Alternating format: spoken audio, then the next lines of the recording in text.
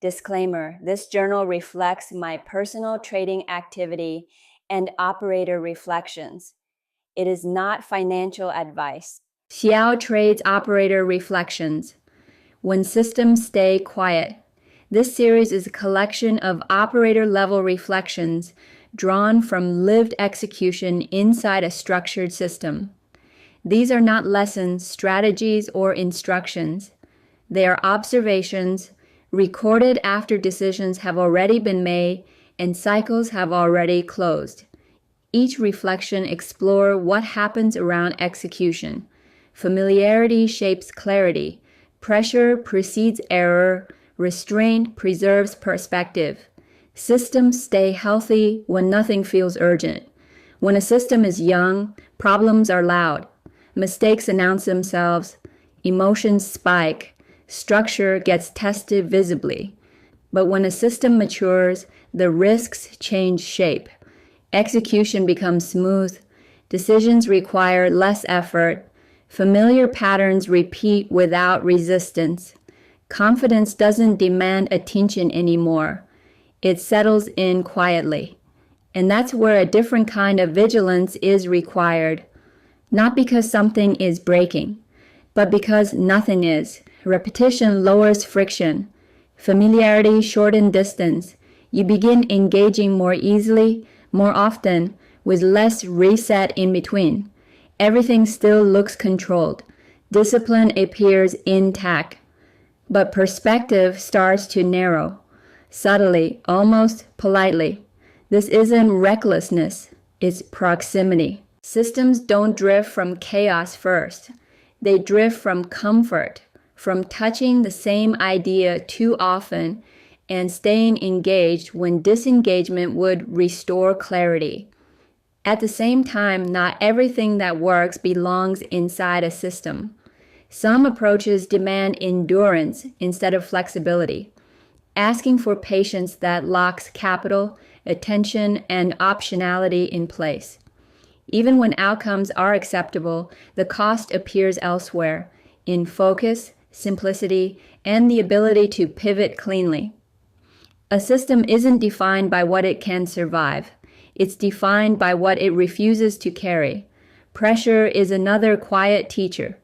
When discomfort arrives early, before time has room to work, the instinct is to intervene, to explain or to act. But early pressure doesn't automatically signal error. Often it's simply uncertainty testing whether structure can hold without supervision. Sometimes the correct response is non-response. What matters then isn't speed, but reference, where decisions anchor when conditions haven't resolved. Systems that chase immediate relief often confuse motion for progress, while systems that endure calmly allow process to reassert itself. Clarity depends on roles.